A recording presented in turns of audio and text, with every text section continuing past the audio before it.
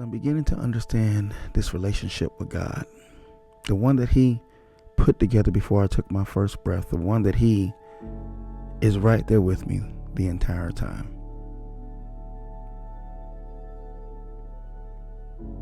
So ask yourself this: what responsibility have you been avoiding because you know God will forgive you?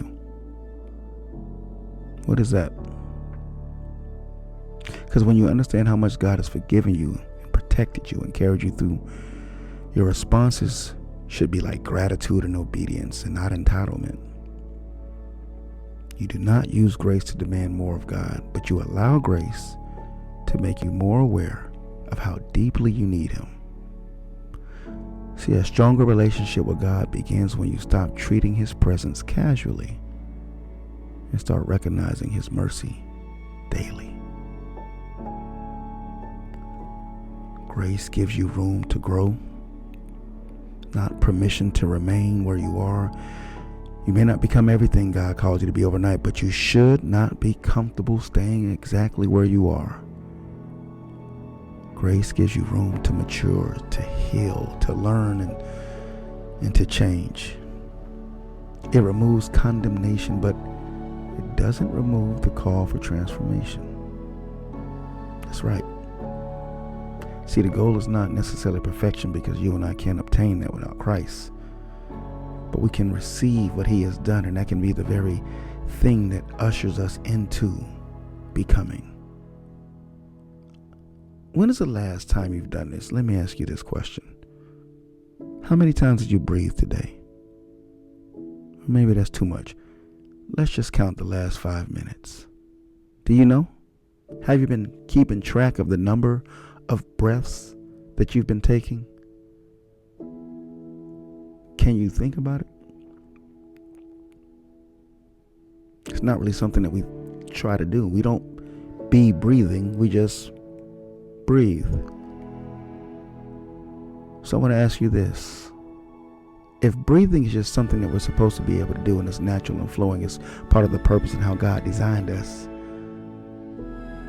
how fast do you think you will realize if something is obstructing your breath? Would it be immediate? And would it cause a little anxiety and frustration? Maybe the longer it goes, panic.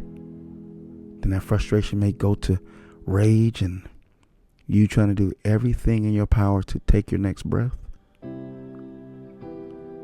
I want to propose to you that's the struggle of mankind, humans, that we live anxious and frustrated and mad, and it's because we're not doing what we were made to do. If breathing is a function that's just supposed to happen automatically, so is living out your purpose.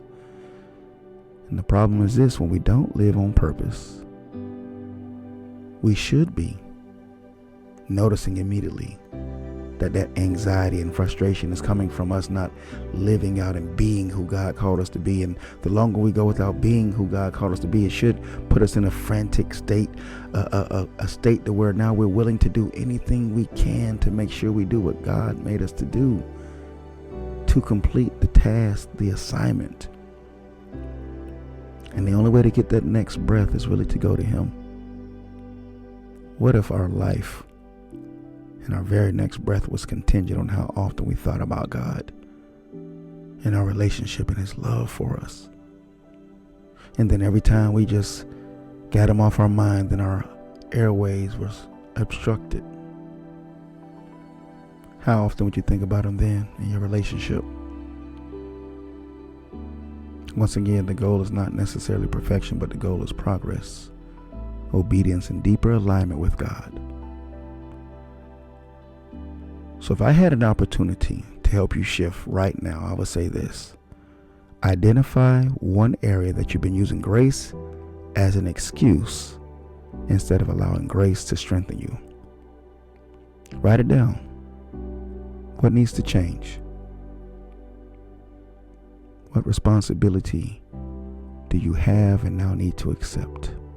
What obedient step will you take this week because of you recognizing that? Remember, grace does not lower God's standard. Grace gives you the strength to rise toward it.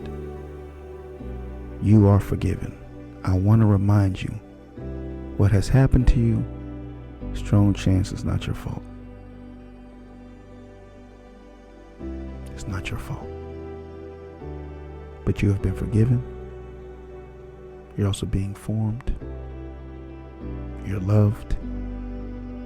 And the Holy Spirit is leading you. And you are covered by grace. But you are still called to move forward with purpose.